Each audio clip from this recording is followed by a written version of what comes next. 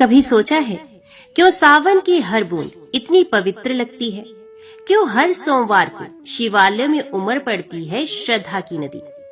क्योंकि ये सिर्फ ऋतु नहीं, श्रावण मास है, भगवान शिव की उपस्थिति का जीवंत प्रमाण। श्रावण मास का चौथा अध्याय एक ऐसा प्रसंग है जो हमें बताता है कि भक्ति सिर्फ विधि नहीं, हृदय की पुकार है। ये अध्याय दिखाता है कि जब मनुष्य अपने सारे अभिमान को त्याग कर भोलेनाथ के चरणों में झुकता है तो उसका हर संकट दूर हो जाता है। ये कथा केवल शब्दों की नहीं बल्कि उन अश्रों की है जो आंखों से नहीं आत्मा से बहते हैं। ये अध्याय सिखाता है कि शिव कृपा पाने के लिए न सोने की थाली चाहिए, न अमूल्य भेंट चाहिए, तो बस एक सच्चा निर्मल हृदय। तो चलिए इस अध्याय में प्रवेश करते हैं जहाँ शिव अपने भक्त को संकट से उबारते हैं, उसे आलोकित करते हैं और जीवन को नई दिशा देते हैं। हर हर महादेव। श्रावण मास महात्म्य के चौथे अध्याय में आपका स्वागत है। भगवान शिव सनंत कुमार से बोले, हे सनंत कुमार, करोड़ पार्थिव लिंगों के महात्म्य तथा पुण्य का वर्णन नहीं किया जा सकता। जब मात्र एक लिंग का महात्म्य नहीं कहा जा सकता तो फिर करोड़ लिंगों के विषय में कहना ही क्या। मनुष्य को चाहिए कि करोड़ लिंग निर्माण असमर्थता में 1,00,000 लिंग बनाए या 1000 लिंग या 100 लिंग ही बनाए। यहाँ तक कि एक लिंग बनाने से भी मेरी सन्निधि मिल जाती है। षडाक्षर मंत्र से 16 उपचारों के द्वारा भक्ति पूर्ण मन से भगवान शिव की पूजा करनी चाहिए। ग्रह यज्ञ के साथ उद्यापन करना चाहिए, उसके बाद होम करना चाहिए और ब्राह्मणों को भोजन कराना चाहिए। हे सनंत कुमार, इस अनुष्ठान को करने वाले की अकाल मृत्यु नहीं होगी। ये व्रत बांझपन को दूर करने वाला, सभी विपत्तियों का नाश करने वाला तथा सभी संपत्तियों की वृद्धि करने वाला है। मृत्यु के पश्चात वह मनुष्य कल्प पर्यंत मेरे समीप कैलाश वास करता है। जो मनुष्य श्रावण मास में पंच अमृत से शिव जी का अभिषेक करता है, वे सदा पंच अमृत का पान करने वाला, गोधन से संपन्न, अत्यंत मधुर भाषण करने वाला तथा त्रिपुर के शत्रु भगवान शिव को प्रिय होता है। जो इस मास में अन्नदान व्रत करने वाला तथा हविष्य अन्न ग्रहण करने वाला होता है, वे व्रीहि आदि सभी प्रकार के धान्य का अक्षय निधि स्वरूप हो जाता है। पत्तल पर भोजन करने वाला श्रेष्ठ मनुष्य स्वर्ण पात्र में भोजन करने वाला तथा शाक को त्याग करने से शाककर्ता हो जाता है। श्रावण मास में केवल भूमि पर सोने वाला कैलाश में निवास प्राप्त करता है। इस मास में एक भी दिन प्रातः स्नान करने से मनुष्य को 1 वर्ष स्नान करने के फल का भागी कहा गया है। इस मास में जितेंद्रिय होने से इंद्रिय बल प्राप्त होता है। इस मास में स्फटिक, पाषाण, मृत्तिका, मरकतमणि, पीठी, धातु, चंदन, नवनीत आदि से निर्मित अथवा अन्य किसी भी शिवलिंग में, साथ ही किसी स्वयं आविर्भूत न हुए लिंग में श्रेष्ठ पूजा करने वाला मनुष्य सैकड़ों ब्रह्म हत्या को भस्म कर डालता है। किसी तीर्थ क्षेत्र में सूर्य ग्रहण या चंद्र ग्रहण के अवसर पर 1,00,000 जप से जो सिद्धि होती है, वे इस मास में एक बार के जप से ही हो जाती है। अन्य समय में जो 1000 नमस्कार और प्रदक्षिणाएं की जाती हैं, उनका जो फल होता है वे इस मास में एक बार करने से ही प्राप्त हो जाता है। मुझको प्रिय इस श्रावण मास में वेद पारायण करने पर सभी वेद मंत्रों की पूर्ण रूप से सिद्धि हो जाती है। श्रद्धा युक्त होकर इस मास में 1000 बार पुरुष सूक्त का पाठ करना चाहिए अथवा कलयुग में उसका 4 गुना पाठ करना चाहिए अथवा वर्ण संख्या का 100 गुना पाठ करना चाहिए अथवा वह करने में असमर्थ हो तो आलस्यहीन होकर मात्र 100 पाठ करने चाहिए। ऐसा करने वाला मनुष्य ब्रह्म हत्या आदि पापों से मुक्त हो जाता है, इसमें कोई संदेह नहीं। गुरु पत्नी के साथ संसर्ग जन्य पाप के लिए यही महान प्रायश्चित है। इसके समान पुण्य पर पवित्र तथा पाप नाशक कुछ भी नहीं। पुरुष सूक्त के जप के बिना इस मास में एक भी दिन व्यतीत नहीं करना चाहिए। जो मनुष्य इस फल को अर्थवाद कहता है वे नरकगामी होता है। इस महीने में समिधा चारु, तिल और घृत से ग्रह यज्ञ होम करना चाहिए। शिव के रूपों का भली भांति ध्यान आदि करके धूप, गंध, पुष्प, नैवेद्य आदि से पूजन करना चाहिए और अपने सामर्थ्य के अनुसार कोटि होम, लक्ष होम अथवा 10 सहस्त्र होम करना चाहिए। तिलों के द्वारा भी ये ग्रह यज्ञ नामक होम किया जाता है। हिस्सनंद कुमार, इसके बाद अब मैं वारों के व्रतों का वर्णन करूंगा, आप सुनिए। हे अनग, उनमें सर्वप्रथम है आपको रविवार का व्रत बताऊंगा। इस संबंध में लोग एक प्राचीन इतिहास को कहते हैं। प्रतिष्ठानपुर में सुकर्मा नामक एक द्विज था। वे द्विज, कृपण तथा भिक्षावृत्ति में लगा रहता था। एक बार वे धान्य मांगने के लिए घूमते घूमते नगर में गया। उसने किसी एक गृहस्थ के घर में मिलकर रविवार का उत्तम व्रत करती हुई स्त्रियों को देखा। तब उसे देखकर वे स्त्रियां परस्पर कहने लगी कि इस पूजा विधि को शीघ्रता पूर्वक छिपा लो। इस पर वह विप्र उन स्त्रियों से बोला, हे श्रेष्ठ स्त्रियों, आप लोग इस व्रत को क्यों छिपा रही हैं? समान चित्त वाले सज्जनों के लिए परमार्थी स्वार्थ है। मैं दरिद्र तथा दुखी हूँ। इस श्रेष्ठ व्रत को सुनकर मैं भी इसे करूँगा। अतः आप लोग इस व्रत का विधान व फल अवश्य बताएं। स्त्रियां बोली, हे द्विज, इस व्रत के करने में आप उन्माद तथा परमाद करेंगे अथवा भूल जाएंगे अथवा इसके प्रति अभक्ति या अनास्था रखने लगेंगे। अतः आपको ये व्रत कैसे बताओ?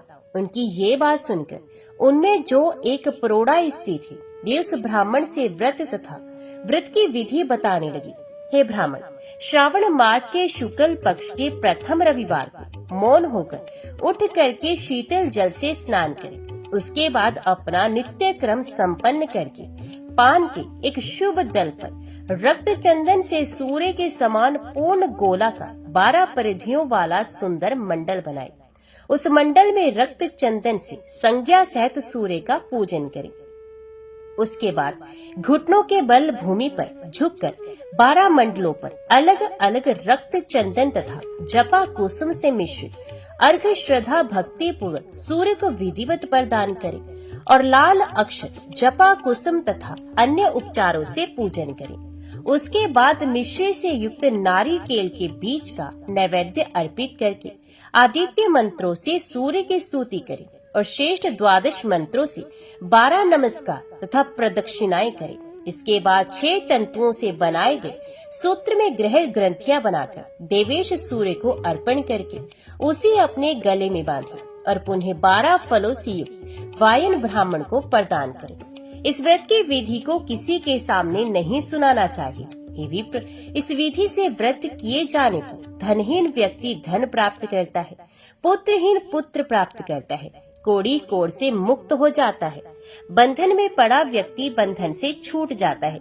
रोगी व्यक्ति रोग से मुक्त हो जाता है। हे विपेंद्र, अधिक कहने से क्या प्रयोजन? साधक जिस अभिष्ट की कामना करता है इस व्रत के प्रभाव से उसे मिल जाता है। इस प्रकार श्रावण के 4 रविवारों और कभी कभी 5 रविवारों में इस व्रत को करना चाहिए।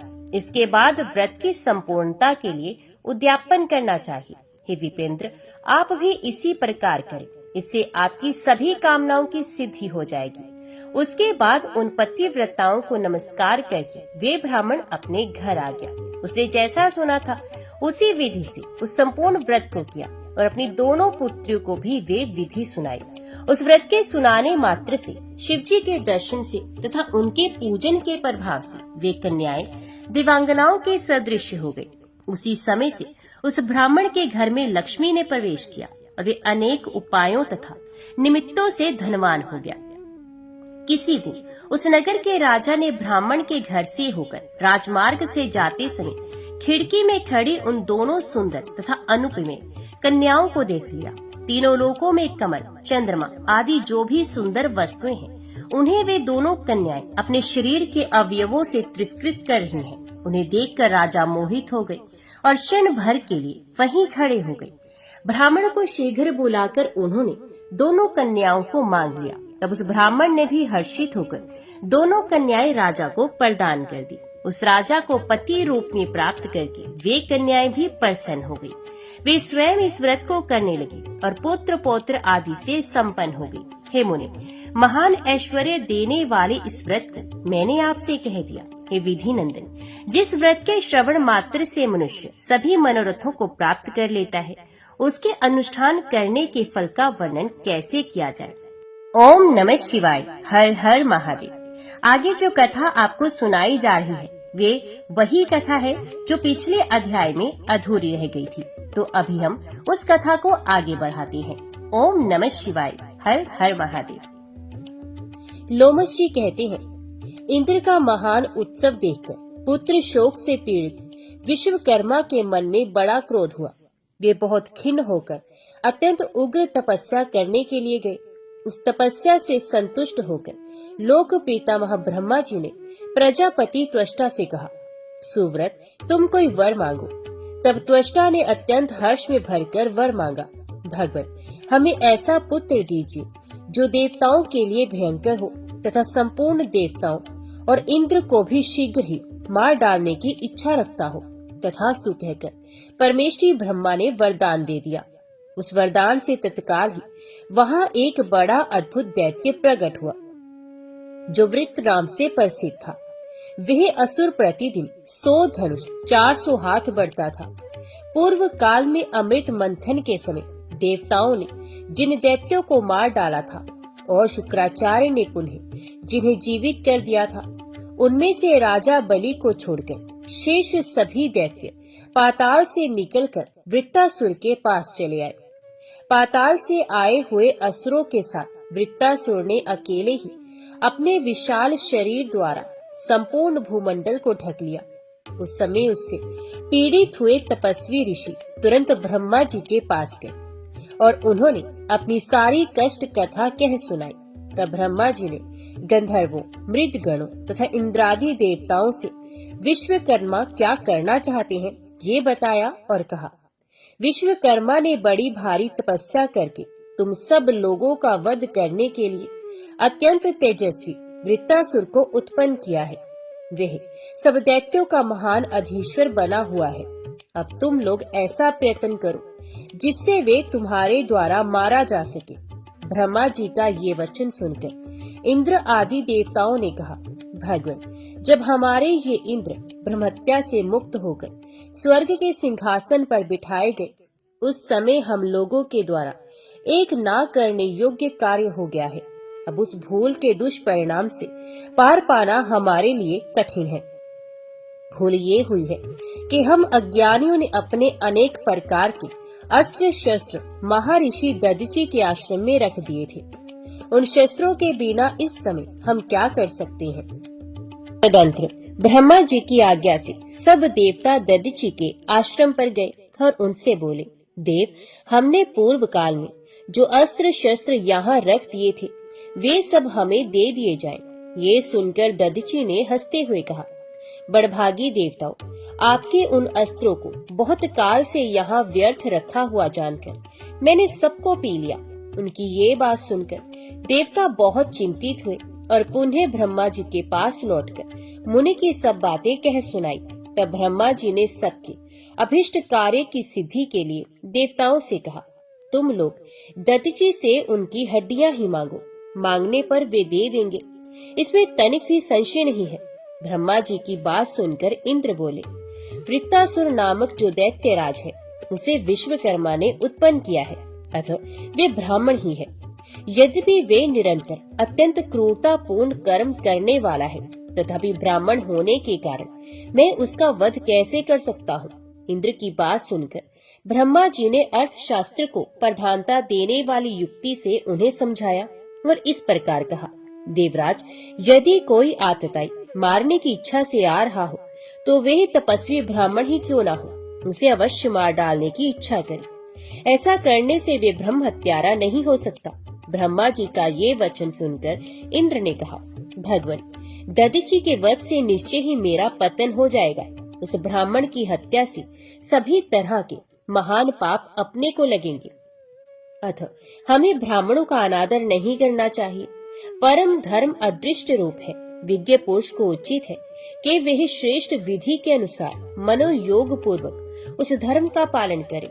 इंद्र के निस्पृह वचन सुनकर ब्रह्मा जी बोले, देवेंद्र, तुम अपनी बुद्धि के अनुसार बर्ताव करो और शीघ्र ही दधीचि के पास जाओ।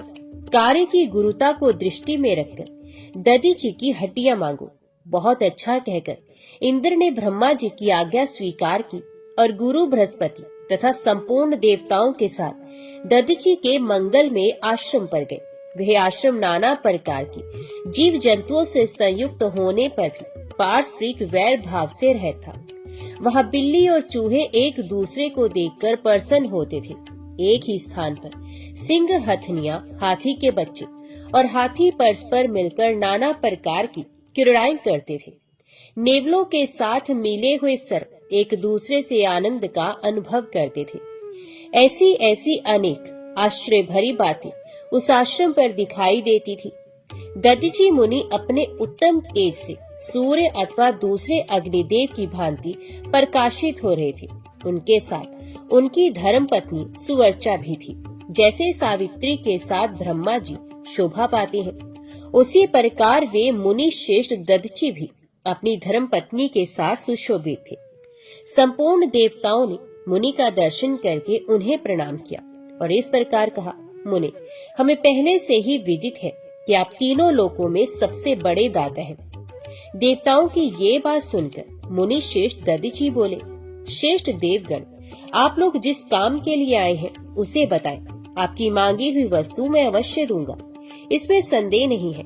मेरी बात कभी मिथ्या नहीं होती। तब अपना स्वार्थ सिद्ध करने की इच्छा वाले सब देवता एक साथ बोले, ब्राह्मण, हम लोग भयभीत होकर आपके दर्शन की अभिलाषा से यहाँ आए हैं। उनकी ये बातें सुनकर दधीचि ने कहा, बताइए आप लोगों के लिए क्या देना है। यो कहकर महर्षि ने अपनी पत्नी को आश्रम के भीतर भेज दिया। तदंतर देवता बोले, विप्रवर, आप अपने शरीर की हड्डियां हमें अर्पित करें जिनसे दैत्यों का संहार हो।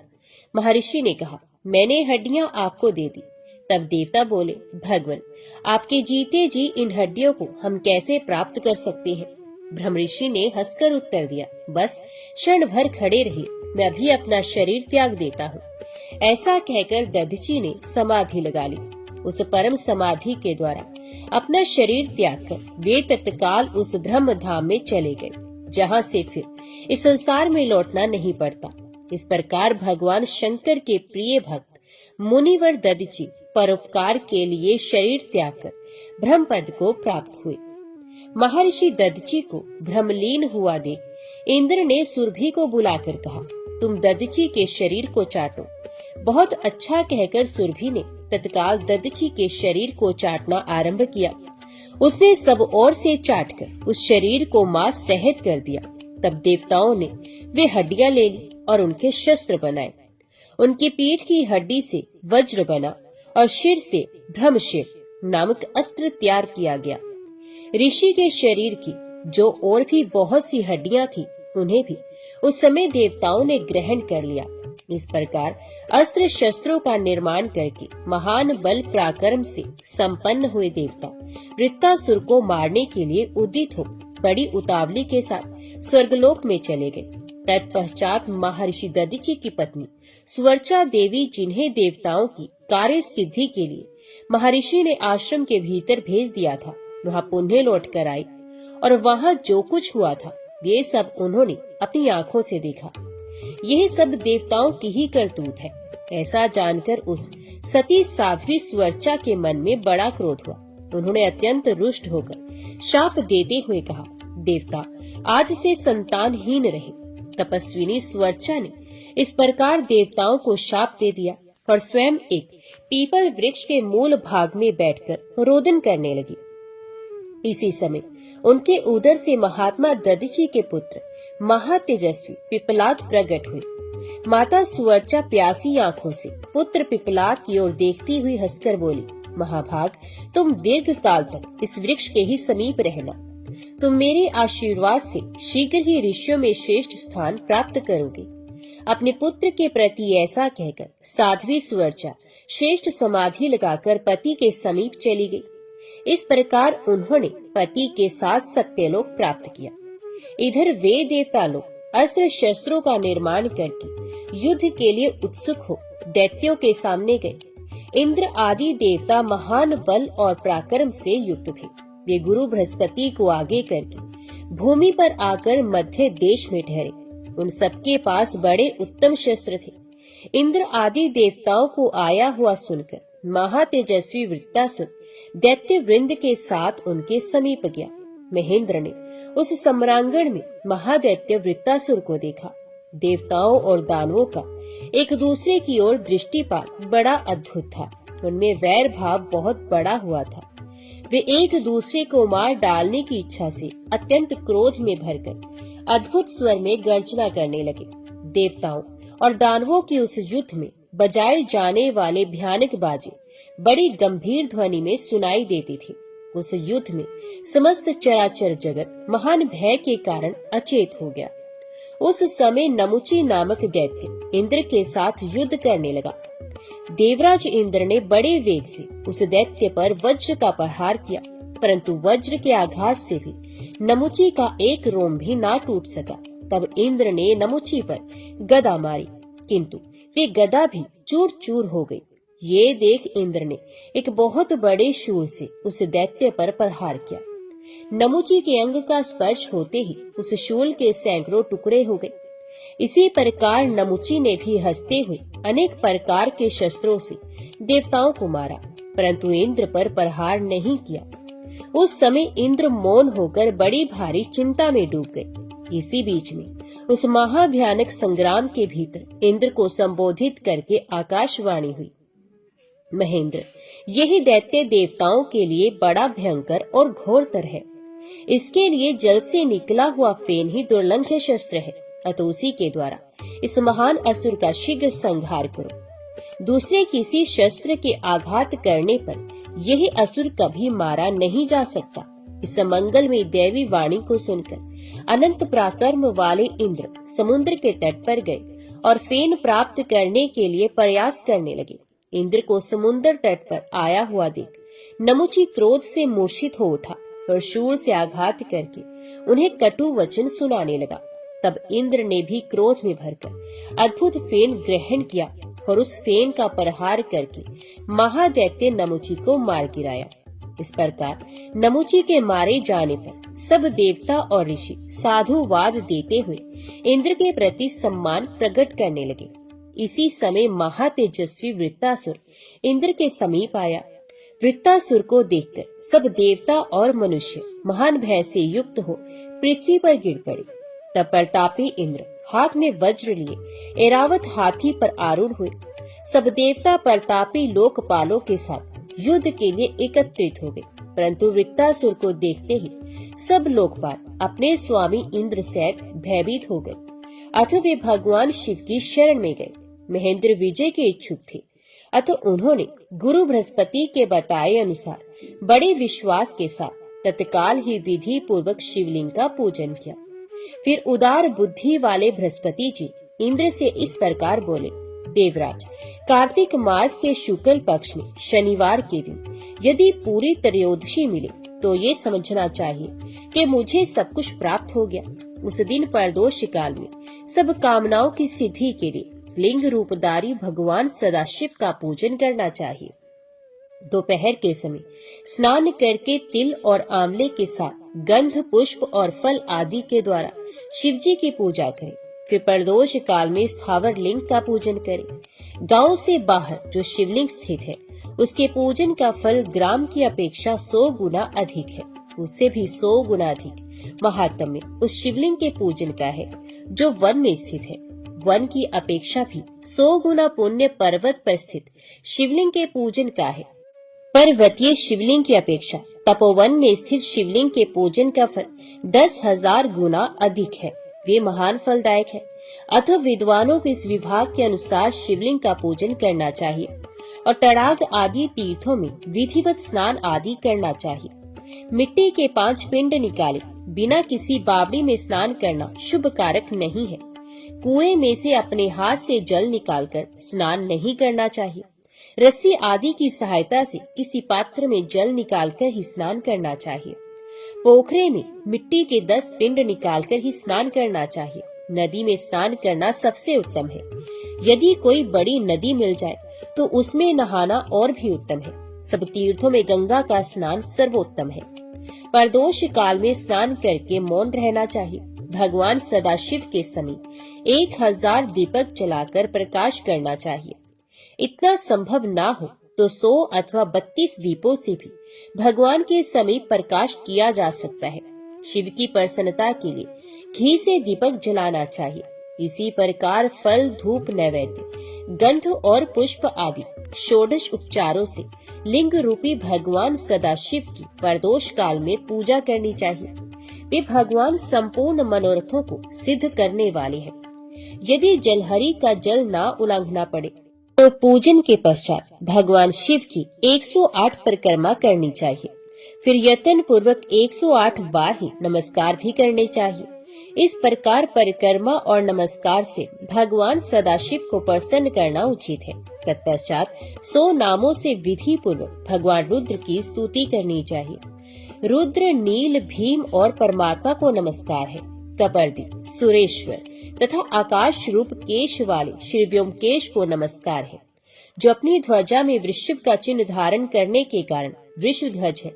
उमा के साथ विराजमान होने से सोम है। चंद्रमा के भी रक्षक होने से सोमनाथ है। उन भगवान शंभु को नमस्कार है। संपूर्ण दिशाओं को वस्त्र रूप में धारण करने के कारण जो दिगंबर कहलाती है। भजनीय तेज स्वरूप होने से जिनका नाम भर्ग है, उन उमाकांत को नमस्कार है। जो तपोमय, भव्य, शिव श्रेष्ठ, विष्णु रूप, व्याल प्रिय, व्याल तथा सर्पों के पालक है, उन भगवान को नमस्कार है। जो महीधर, व्याघ्र, पशुपति, त्रिपुरनाशक, सिंह स्वरूप, शर्दुल रूप और यज्ञ में है, उन भगवान शिव को नमस्कार है। जो मत्स्य रूप, मत्स्यों के स्वामी, सिद्ध तथा परमेष्ठी है, जिन्होंने कामदेव का नाश किया है। जो ज्ञान स्वरूप तथा बुद्धि वृत्तियों के स्वामी है, उनको नमस्कार है। जो कपोत, विशिष्ट, शिष्ट तथा सर्वात्मा है, उन्हें नमस्कार है। जो वेद स्वरूप, वेद को जीवन देने वाले तथा वेदों में छिपे हुए गुण तत्व है, उनको नमस्कार है। जो दीर्घ रूप, दीर्घार्थ स्वरूप तथा विनाशी है, जिनमें ही संपूर्ण जगत की स्थिति है, तथा जो सर्वव्यापी व्योम रूप है, उन्हें नमस्कार है। जो गजासुर के महान काल है, जिन्होंने अंधकासुर का विनाश किया है। जो नील, लोहित और शुक्ल रूप है तथा चंड मुंड नामक पार्षद, जिन्हें विशेष प्रिय है, उन भगवान शिव को नमस्कार है। जिनको भक्ति प्रिय है, जो द्युतिमान देवता है, ज्ञाता और ज्ञान है, जिनके स्वरूप में कभी कोई विकार नहीं होता, जो महेश, महादेव तथा हर नाम से प्रसिद्ध है, उनको नमस्कार है। जिनके 3 नेत्र हैं, तीनों वेद और वेदांग जिनके स्वरूप है, उन भगवान शंकर को नमस्कार है। जो अर्थ रूप तथा परमार्थ है, उन भगवान को नमस्कार है। जो संपूर्ण विश्व की भूमि के पालक, विश्व रूप, विश्वनाथ, शंकर, काल तथा काल्यवय रूप है, उन्हें नमस्कार है। जो रूपहीन, विकृत रूप वाले तथा सूक्ष्म से भी सूक्ष्म है, उनको नमस्कार है। जो शमशान भूमि में निवास करने वाले तथा व्याघ्र चर्म में वस्त्र धारण करने वाले हैं, उनको नमस्कार है। जो ईश्वर होकर भी भयानक भूमि में शयन करते हैं, उन भगवान चंद्रशेखर को नमस्कार है। जो दुर्गम है, जिनका पार पाना अत्यंत कठिन है, तथा जो दुर्गम अवयवों के साक्षी अथवा दुर्गा रूप पार्वती के सब अंगों का दर्शन करने वाले हैं, उन भगवान शिव को नमस्कार है। जो लिंग रूप, लिंग तथा कारणों के भी अधिपति है, उन्हें नमस्कार है। महाप्रलय रूप रुद्र को नमस्कार है। प्रणव के अर्थभूत ब्रह्म रूप शिव को नमस्कार है। जो कारणों के भी कारण, मृत्युंजय तथा स्वयंभू रूप है, उन्हें नमस्कार है। हे त्र्यंबकम, हे नीलकंठ, हे शर्व, हे गौरीपति, आप संपूर्ण मंगलों के हेतु हैं, आपको नमस्कार है। प्रदोष व्रत करने वालों को महादेव जी के इन 100 नामों का पाठ अवश्य करना चाहिए। महामते इंद्र, इस प्रकार तुमसे मैंने शिव प्रदोष व्रत की विधि बतलाई है। महाभाग, शीघ्रता पूर्वक इस व्रत का पालन करो, तत्पश्चात युद्ध करना। भगवान शिव की कृपा से तुम्हें विजय आदि सब कुछ प्राप्त होगा।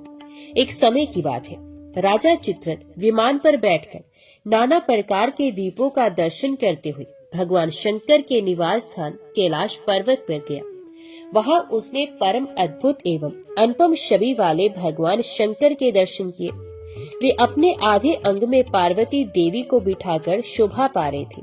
कर्पूर के समान गौर वर्ण कमल नयन भगवान शिव को पार्वती देवी के साथ देखकर राजा चित्ररथ ने उपहास पूर्वक कहा, शंभो, संसार में जो विषय मनुष्य आदि है तथा जो स्त्रियों के वशीभूत रहने वाले जो दूसरे लोग हैं, वे तथा हम जैसे अज्ञानी जीव भी जन समुदाय में संकोचवश स्त्री सेवन नहीं करते। ये सुनकर गिरिराज नंदिनी उमा ने कहा, अरे दुरात्मन, रे मूर्ख, तूने मेरे साथ बैठे हुए भगवान शिव का उपहास किया है।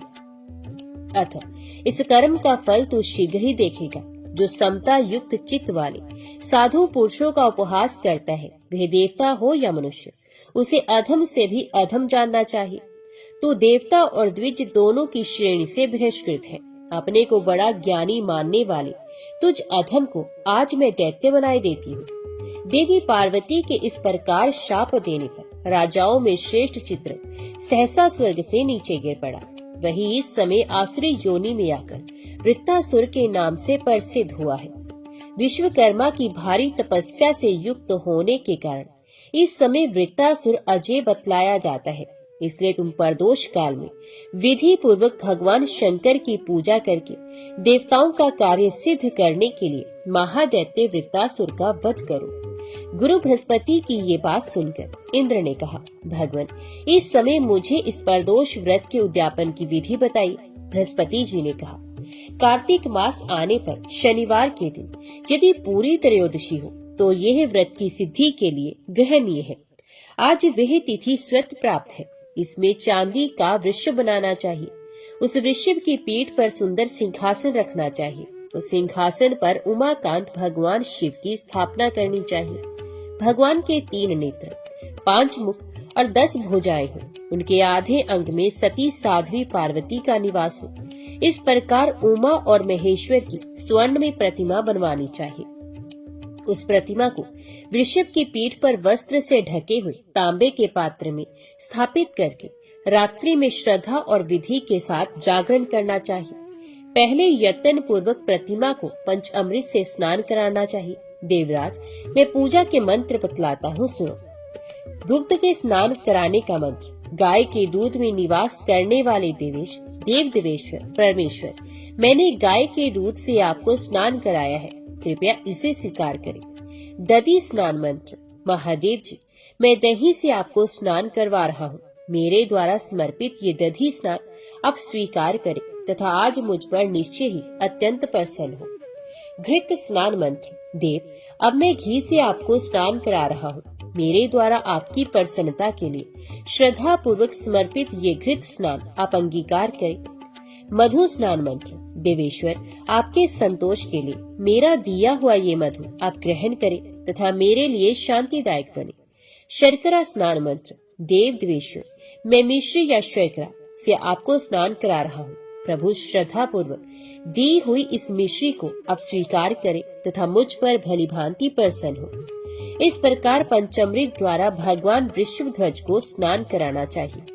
तत्पश्चात बुद्धिमान पुरुष तांबे के अर्घ पात्र द्वारा अर्घ प्रदान करे। अर्घ का मंत्र है, उमा वल्लभ प्रभु, आप इस अर्घ द्वारा पूजन करने योग्य हैं। भगवान शंकर, मेरे दिए हुए अर्घ को आप ग्रहण करें और मुझ पर प्रसन्न हो। पादम मंत्र, देव देवेश्वर, मेरे द्वारा आपको समर्पित गंध पुष्प युक्त ये पादम पांव पखारने के लिए जल आप ग्रहण करें तथा प्रसन्न होकर मेरे लिए वरदायक बने। आसन समर्पण मंत्र, प्रभु, मैंने आपके संतोष के लिए कुछ निर्मित आसन समर्पित किया है। देवेश्वर, आप मेरे लिए सदा वरदायक बने रहे। आचमन मंत्र, प्रभु विश्वेश्वर, मैंने आपको ये आचमन मंत्र जल समर्पित किया है। परमेश्वर, आप इसे ग्रहण करें और आज मुझ पर प्रसन्न हो। यज्ञोपवीत मंत्र, प्रभु, ये स्वर्ण रंग का पीठ यज्ञोपवीत मैंने आपकी सेवा में प्रस्तुत किया है। ये ब्रह्म ग्रंथि से युक्त है तथा ब्रह्म कर्म में लगाने वाला है। वस्त्र मंत्र, महादेव जी, मैंने ये चादर सहित परम सुंदर वस्त्र आपको भेंट किया है। आप इसे ग्रहण करें और मुझे आयु प्रदान करें। चंदन मंत्र, देव शंभु, मैंने आपको बड़ी भक्ति से सुगंधित चंदन समर्पित किया है। सबके जन्मदाता भगवान शिव आप मुझे उत्तम गंध से युक्त करें। धूप मंत्र। परमेश्वर सब प्रकार की औषधियों से संपन्न तथा बहुत सी विशिष्ट बनी हुई ये धूप आपकी सेवा में समर्पित है। मेरी शांति के लिए आप इसे ग्रहण करें। दीप मंत्र। शंभो मैंने घी से जलाया हुआ ये उत्तम दीप आपकी सेवा में प्रस्तुत किया है। देवेश्वर आप इसे ग्रहण करें और मेरे लिए ज्ञान दाता बने। आरती मंत्र। परमेश्वर मेरी दी हुई ये दीप माला आप ग्रहण करें तथा इस आरती उतारने से संतुष्ट होकर आप मुझे तेज प्रदान करें। इसी प्रकार फल, दीप आदि तथा नैवेद्य और तांबूल आदि सामग्रियां क्रमश चढ़ाकर विधिज्ञ पुरुष भगवान शिव की पूजा करें तथा रात्रि में यत्न पूर्वक जागरण करें। अपने घर में या देवालय में चंदोवा तनाकर अद्भुत सामग्रियों से सजा हुआ एक मंडप बनावे। उसमें गीत, वाद्य और नृत्य के द्वारा भगवान सदाशिव की पूजा करें। इंद्र प्रदोष व्रत के उद्यापन की यही विधि है। विधिज्ञ पुरुष को चाहिए कि वह अपने संपूर्ण कार्यों की सिद्धि के लिए इसी प्रकार से सब कुछ करे। गुरु बृहस्पति जी ने जो कुछ बताया उसके अनुसार इंद्र ने सब विधि का पालन किया। नमुची के मारे जाने पर सब देवता हर्ष और उत्साह में भरे हुए थे। उनका दैत्यों के साथ घोर युद्ध हुआ। देवताओं और दैत्यों का संहार करने वाले उस घोर संग्राम में अत्यंत भयंकर तथा मर्यादा का उल्लंघन करने वाले द्वंद्व युद्ध होने लगा। इसी समय पूर्वोक्त प्रकार से भगवान शंकर की आराधना करके इंद्र भी युद्ध में लग गए। उन्होंने देवताओं को साथ लेकर वृत्तासुर का पीछा किया। व्योमासुर ने यमराज के साथ तथा तीक्ष्ण कोपन ने अग्नि के साथ युद्ध आरंभ किया। वायु के साथ धूप और नृत्य के साथ अतिकोपन लड़ने लगा। कुबेर के साथ कुष्मांड तथा ईश के साथ दुसह भिड़ गया। इनके सिवा और भी बहुत से महाबली दैत्य देवताओं के साथ द्वंद्व युद्ध करने लगे। उन्होंने गदा, पटिश, खड्ग, शक्ति, तोमर, मुदगर, रिष्टि, भिंदीपाल, पास, प्रास तथा मुष्टि आदि से प्रहार किया। उसी प्रकार देवता भी दधीची की हड्डियों से बने हुए उत्तम अस्त्र शस्त्रों द्वारा असुरों को विदीर्ण करने लगे। देवताओं की मार खाकर दैत्य पुनः पराजय को प्राप्त हुए। उन्हें भयभीत देख वृत्तासुर ने समझाया, वीरों, युद्ध स्वर्ग का द्वार है, इसका त्याग कदापि नहीं करना चाहिए। जिनकी संग्राम में मृत्यु होती है वे परम पद को प्राप्त होते हैं। विद्वान पुरुष जहाँ कहीं भी संभव हो संग्राम में मृत्यु की अभिलाषा करते हैं। जो लोग युद्ध छोड़कर भागते हैं वे निश्चय ही नरक में पड़ते हैं। महापातकी मनुष्य भी यदि गो, ब्राह्मण, भृत्य, कुटुंब तथा स्त्री की रक्षा के लिए हाथ में शस्त्र लेकर युद्ध करे तथा वे शस्त्रों के आघात से घायल हो जाए अथवा युद्ध स्थल में ही प्राण त्याग दे तो उन्हें निश्चय ही उत्तम लोक की प्राप्ति होती है। वे ज्ञानियों के लिए भी दुर्लभ उत्कृष्ट पद को प्राप्त कर लेती है। अतः तुम लोगों को अपने स्वामी के कार्य साधन में पूर्ण तत्पर होकर युद्ध करना चाहिए। वृत्त के इस प्रकार समझाने पर असुरों ने उसकी आज्ञा शिरोधार्य की और देवताओं के साथ ऐसा घमासान युद्ध आरंभ किया जो संपूर्ण लोकों के लिए भयंकर था। इधर मारने की इच्छा से इंद्र को आते देख वृत्तासुर ठठाकर हंस पड़ा। उसका वे अट्टहास इंद्र को भी भयभीत कर देने वाला था। वीर वृत्तासुर बड़ा तेजस्वी था। उस समय वह दैत्यों का अधिपति बना हुआ था। उसके मन में सुरश्रेष्ठ इंद्र को निगल जाने की इच्छा हुई और वे बहुत बड़ा मुंह फैलाकर इंद्र की ओर बढ़ा। समीप आने पर उसने ऐरावत हाथी, वज्र और किरीट सहित इंद्र को सहसा निगल लिया और वे नाचने तथा गर्जना करने लगा। पलक मारते मारते इंद्र वृत्तासुर के ग्रास बन गए। वहां उपस्थित रहकर ये दुर्घटना देखने वाले देवताओं में बड़ा हाहाकार मचा। धरती कांप उठी, हजारों उल्कापात होने लगे तथा संपूर्ण चराचर जगत में अंधकार छा गया। उस समय सब देवता चिंता मगन हो ब्रह्मा जी के पास गए और वृत्तासुर की सारी करतूत उन्होंने ब्रह्मा जी से कह सुनाई। सुनकर लोक पितामह ब्रह्मा ने चित्त को भली भांति एकाग्र करके भगवान शंकर का स्तवन किया। उसी समय आकाशवाणी हुई, इंद्र ने प्रदोष व्रत का अनुष्ठान करते समय कुछ विपरीत कार्य कर डाला है। जो मूर्ख शिव निर्माल्य, अर्घा, शिवलिंग की छाया तथा देव मंदिर का उल्लंघन करते हैं वे शिव गणों में प्रधान चंडेश के द्वारा दंडनीय है। इसमें तनिक भी संदेह नहीं। इसलिए लिंग पूजन पूर्वक प्रदक्षिणा और नमस्कार करने से अवश्य कल्याण होता है। ऐसी उत्तम बुद्धि रखकर प्रयत्न पूर्वक लिंग पूजन करना चाहिए। कनेर, मदार, भटकटैया, धतूर, शतपत्र, अमलतास, पुन्नाग, मौलसिरी, नागकेसर, नीलकमल, कदम, आक तथा नाना प्रकार के कमल आदि पुष्प तीनों काल में सदा पवित्र जानने चाहिए।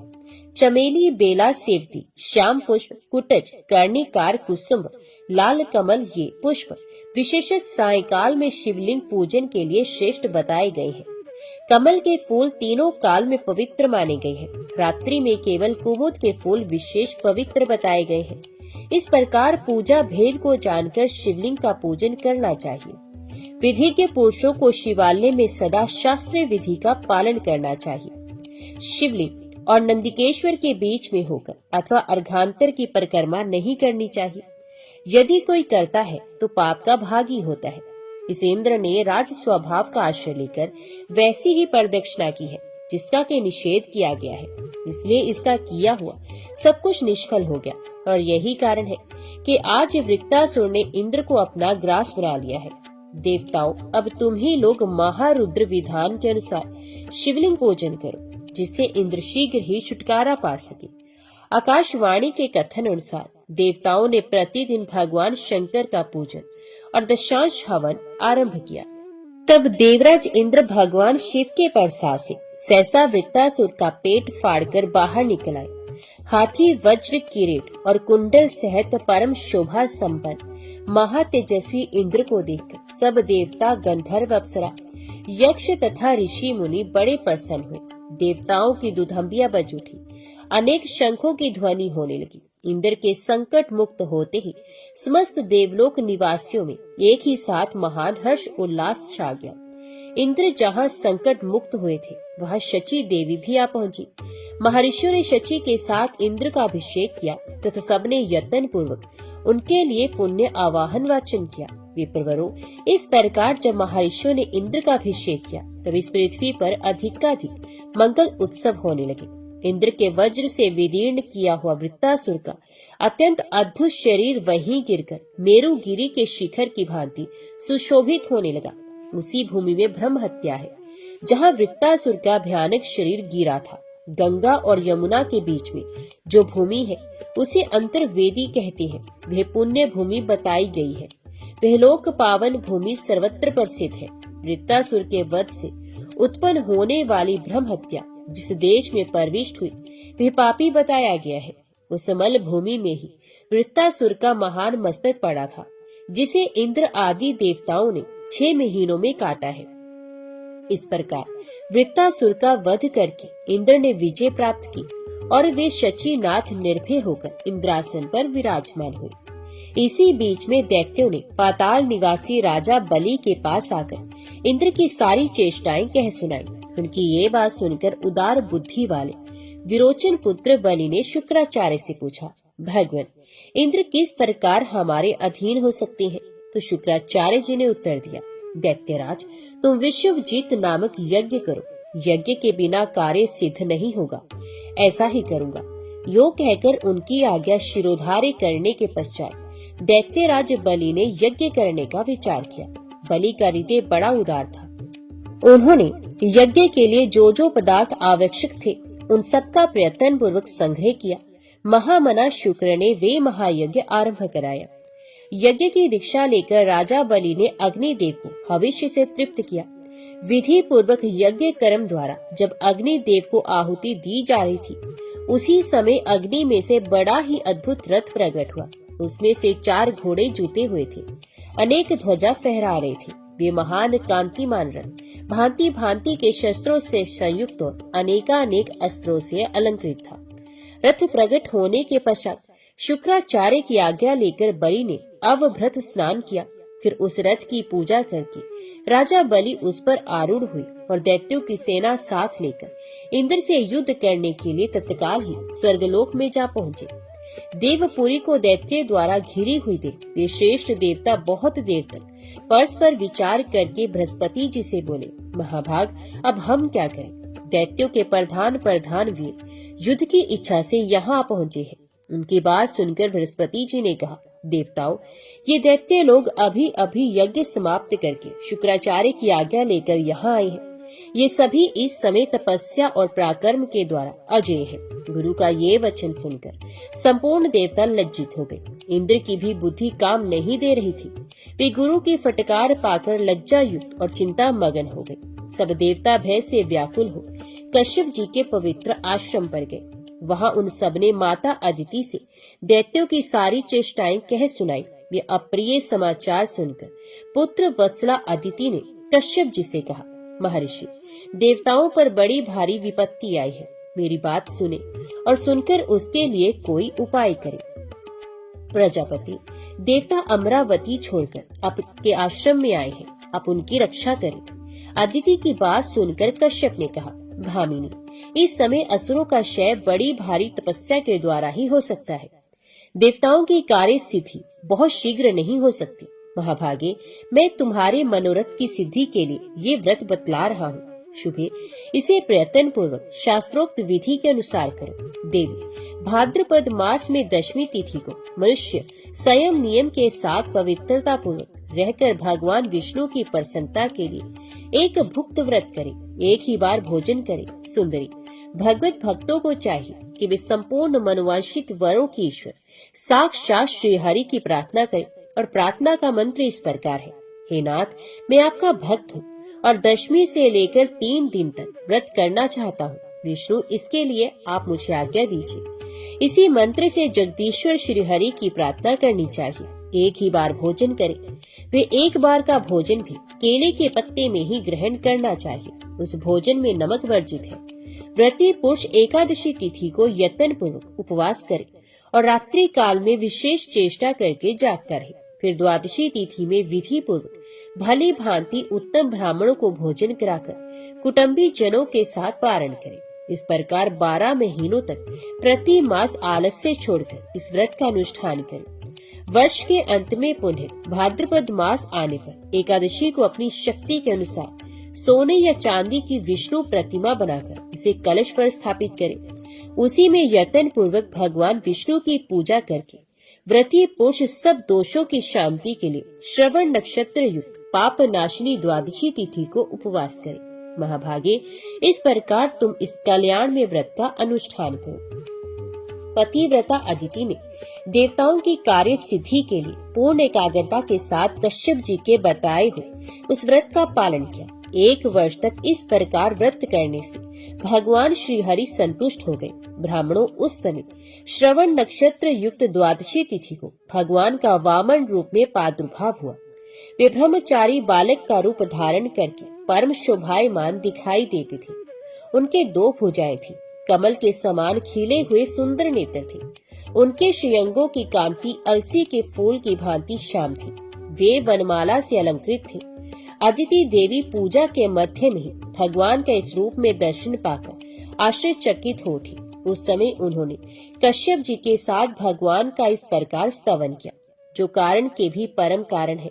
उन विश्व आत्मा, विश्व सृष्टा तथा अजन्मा श्री हरि को नमस्कार है, नमस्कार है। अनंत रूप श्री हरि को नमस्कार है, नमस्कार है। जिनका परम धाम अनंत है तथा जो साक्षात परमात्मा रूप है, भगवान को नमस्कार है।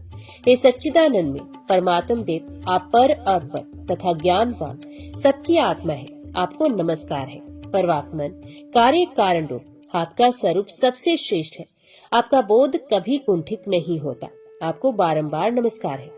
इस प्रकार अदिति द्वारा स्तुति की जाने पर देवताओं के पालक भगवान विष्णु देव माता अदिति से बोले, देवी, मैं तुम्हारी उत्कृष्ट तपस्या से संतुष्ट होकर इसी शरीर से देवताओं का कार्य सिद्ध करने के लिए प्रकट हुआ हूँ। भगवान का वचन सुनकर अदिति ने कहा, भगवान, महाबली असुरों ने देवताओं को परास्त कर दिया है। जनार्दन, अब सभी देवता आपकी शरण में आए हैं।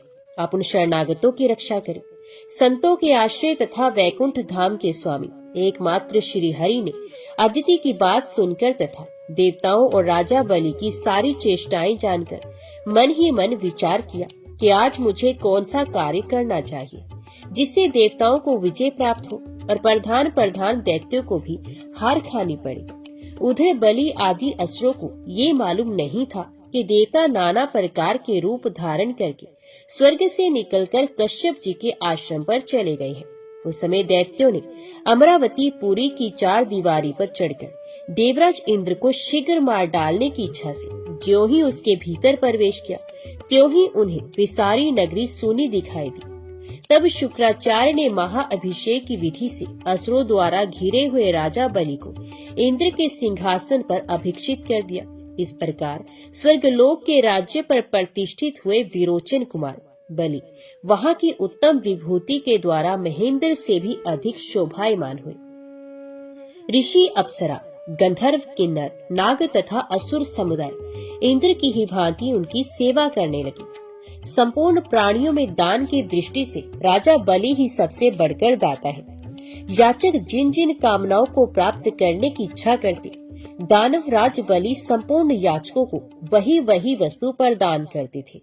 शौनक जी ने पूछा, महाभाग सूत जी, देवराज इंद्र तो स्वर्ग में रहकर कभी दान नहीं देते हैं, राजा बलि कैसे दाता हो? ये सब यथार्थ रूप से बतलाइए। लोमस जी बोले, ब्राह्मणों, इंद्र पहले जन्म में याज्ञिक रहे हैं। उन्होंने 100 अश्वमेध यज्ञों का अनुष्ठान करके अमरावती पुरी का राज्य प्राप्त किया है। अब वे केवल भोग लोलुप रह गए हैं। अभीष्ट फल पाने के पश्चात इंद्र में कृपणता आ गई है। आज जो इंद्र है वे कभी कीड़ा हो सकता है तथा पहले का कीट इंद्र के रूप में उत्पन्न हो जाता है। इस विषय में दान से बढ़कर दूसरा कोई ऐसा साधन नहीं है। निष्काम दान से ज्ञान प्राप्त होता है और ज्ञान से मोक्ष, इसमें संशय नहीं है। अब विरोचन पुत्र बलि ने पूर्व जन्म में जो कुछ किया था उसे सुनो। प्राचीन काल में देवताओं और ब्राह्मणों की निंदा करने वाला एक महापापी ज्वारी था। वे सदा पराई स्त्रियों में आसक्त रहता था। एक दिन उसने कपटपूर्ण जुए के द्वारा बहुत धन जीता। फिर अपने हाथों से स्वस्तिक, पान का तिकोना बीड़ा बनाकर तथा गंध और माला आदि सामग्री जुटाकर एक वैश्या को भेंट देने के लिए वे उसके घर की ओर दौड़ा। रास्ते में उसके पैर लड़खड़ा गए और उसी समय वह पृथ्वी पर गिर पड़ा। गिरने पर क्षण भर के लिए उसे मूर्छा आ गई। जब मूर्छा दूर हुई तब पूर्व जन्म के किसी पुण्य के प्रभाव से उसके मन में सद्बुद्धि उत्पन्न हुई। ज्वारी दुखी होकर खेद एवं वैराग्य को प्राप्त हुआ। मूर्ख और ज्वारी होने पर भी उसने पृथ्वी पर पड़ी हुई गंध, पुष्प आदि श्रेष्ठ सामग्री को भगवान शिव की सेवा में समर्पित कर दिया। जीवन में केवल यही एक पुण्य उसके द्वारा संपन्न हुआ था। मृत्यु के बाद जब यमराज के दूत उसे यमलोक ले गए तब उस पापी से सबको भय देने वाले यमराज ने कहा, ओ मूर्ख, तो अपने पाप के कारण बड़े बड़े नरक में यातना भोगने के योग्य है। उसने कहा, यमराज, यदि मेरा कोई पुण्य भी हो तो उसका भलीभांति विचार कर लीजिए। तब चित्रगुप्त ने कहा, तुमने देहांत होने के समय पृथ्वी पर पड़े हुए कुछ गंध और पुष्प आदि को भगवान शिव के उद्देश्य से दान किया है। परमात्मा शिव को वह सामग्री समर्पित की है। उस सत्कर्म के फल से तुम्हें 3 घड़ी के लिए इंद्र का प्रसिद्ध पद प्राप्त होगा। चित्रगुप्त की बात सुनकर ज्वारी ने कहा, मैं सबसे पहले अपना शुभ कर्म भोगूंगा। उसके ऐसा कहने पर उदार बुद्धि वाले बृहस्पति जी संपूर्ण देवताओं के साथ तत्काल वहां पहुंचे और उस ज्वारी को ऐरावत हाथी पर चढ़ाकर इंद्र भवन में ले गए। वहां पवित्र आत्मा बृहस्पति ने इंद्र को समझाया, पुरंदर, तो मेरी आज्ञा से इस ज्वारी को 3 घड़ी के लिए अपने सिंहासन पर बिठाओ। गुरु की बात मानकर इंद्र उदासीन भाव से राज्य छोड़कर अन्यत्र चले गए। तदंतर ज्वारी को देवराज के भवन में पहुंचाया गया। तब ज्वारी ने वहां दान करना आरंभ किया। महादेव जी के उस प्रिय भक्त ने ऐरावत हाथी अगस्त्य को दिया। उसकी बुद्धि बड़ी उदार थी। उसने उच्च श्रवा नामक घोड़ा विश्वामित्र को दे दिया। उसका महान यश फैला हुआ था। उसने कामधेनु गाय महर्षि वशिष्ठ को दे दी और चिंतामणि नामक रत्न गालव मुनि को समर्पित किया। उस महातेजस्वी दाता ने कल्प वृक्ष उठाकर कौंडिन्य मुनि को दे दिया। ज्वारी होकर भी वे बड़ा भाग्यशाली था। उसने भगवान शंकर की प्रसन्नता के लिए वैसे वैसे अनेक प्रकार के रत्न ऋषि मुनियों को सहर्ष दान कर दिए। जब तक 3 घड़ी पूरी नहीं हुई तब तक वे दान देता ही रहा। 3 घड़ी के बाद फिर वे स्वर्ग से चला गया। इंद्र अमरावती के सिंहासन पर बैठकर बृहस्पति जी से इस प्रकार बोले, गुरुदेव, ऐरावत हाथी दिखाई नहीं देता। यही दशा उच्च श्रवा नामक घोड़े की भी है। पारिजात आदि सभी पदार्थ किसी ने चुरा लिए हैं। तब बृहस्पति जी बोले, ज्वारी ने यहाँ आकर महान कर्म किया है। जब तक उसकी सत्ता रही है, उसके भीतर ही उसने आज ऐरावत आदि सभी वस्तुएं ऋषियों को दान कर दी है।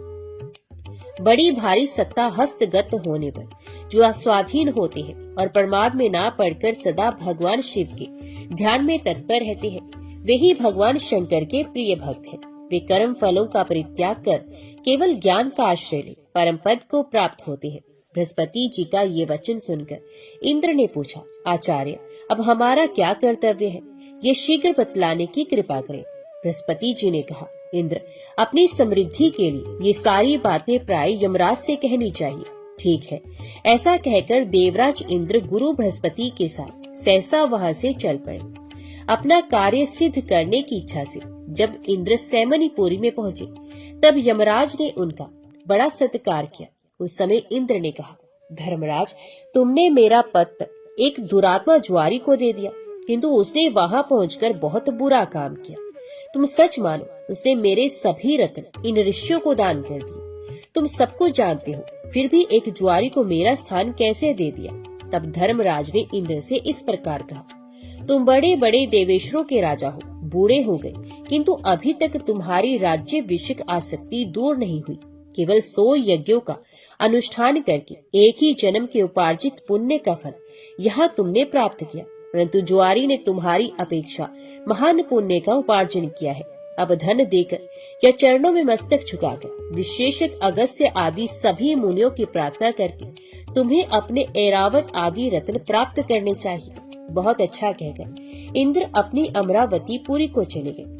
वहां जाकर संपत्तिशालियों में सबसे श्रेष्ठ इंद्र ने बहुत धन देकर ऋषियों से अपनी वस्तुएं लौटाई। इस प्रकार अपने रत्न पाकर महातेजस्वी इंद्र शची देवी के साथ अपनी पुरी में गए। यमराज ने ज्वारी को पुनः जन्म दिया। वे अपने किसी कर्म विपाक से विरोचन का पुत्र हुआ। उस समय उसकी माता का नाम सुरुचि था। सुरुचि विरोचन की रानी थी।